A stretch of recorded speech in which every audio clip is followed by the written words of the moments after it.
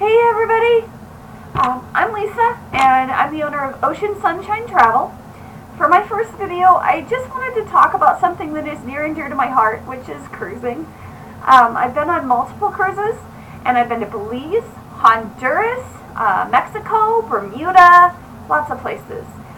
In 2012, when I first started cruising, I had absolutely no idea the impact it was going to have on my life and my view of the world in general.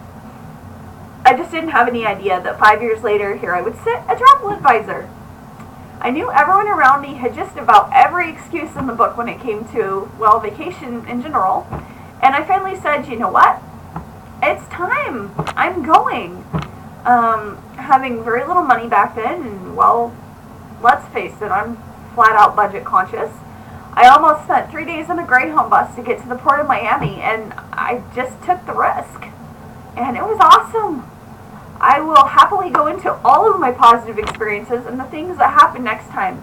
But for now, let's talk about some of the reasons people give that they don't want to even give cruising a chance. They're like, no. Okay, reason number one, people give that a cruise isn't for them is regarding the meals. They kind of say, well, I want to sit where I like, with whom I like, and at the time that works best for me. Well, of course you do, because you're busy and you need to plan your meals around your activities.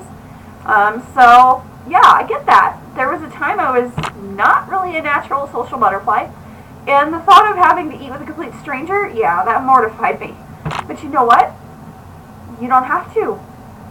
Norwegian Cruise Line has what you call freestyle dining, and it basically means you can eat when you're hungry, you can sit with someone of your choosing, or you can sit with no one for that matter.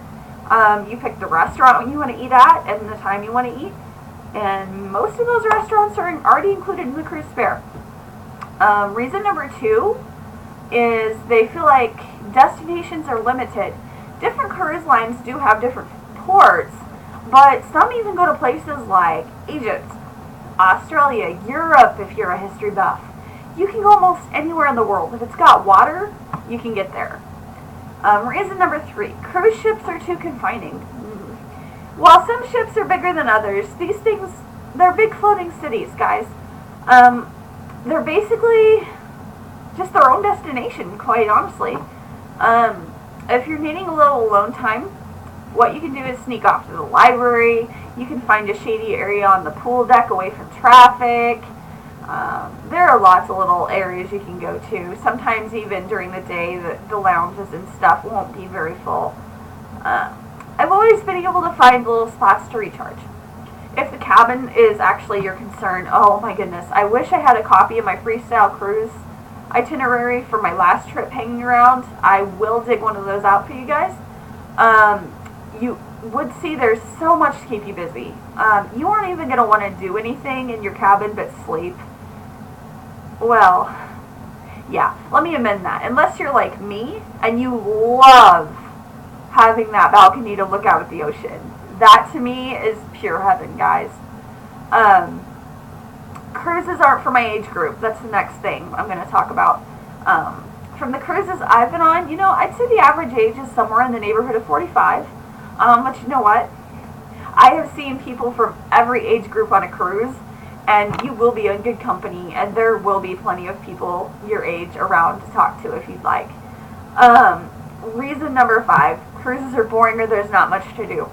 This just could not even be further from the truth. Every day we would receive an itinerary for the next day. So even if you didn't book a port excursion that day, there was a ton to choose from. There's not even any way to list it all. There are rock climbing walls, some ships have bowling alleys, Broadway shows, tropical music on deck, jazz clubs, piano clubs, dance clubs, you name it. Reason number six, cruises are so expensive. No, not true. Cruises are actually very price friendly when you think about the meals and the accommodations are taken care of for you. You can see all these far off magical places that were only in your imagination at one point to even go there. And all you have to do is unpack once. Cruises also are flexible. And this is unique in the travel industry, guys. because most generally you can set down somewhere in the neighborhood of $100 deposit per person, sometimes maybe a little more, and reserve that stateroom on your ship. So that means the final payment isn't even due until usually around 70 to 90 days before you set sail. So that really helps out a lot of people in that way. So guys, if you're wanting to look into taking a cruise, call me, email me, or just, hey, fill out the form I placed in the link below. Get in touch. Not only have I been on several cruises, but I've also taken special classes, and I am what you call a freestyle specialist travel advisor. I can definitely also help you out with resorts. It's just that cruising is my specialty, so that was my first video. This is what I love doing. So hey, come talk to me about that dream trip, guys. Bye!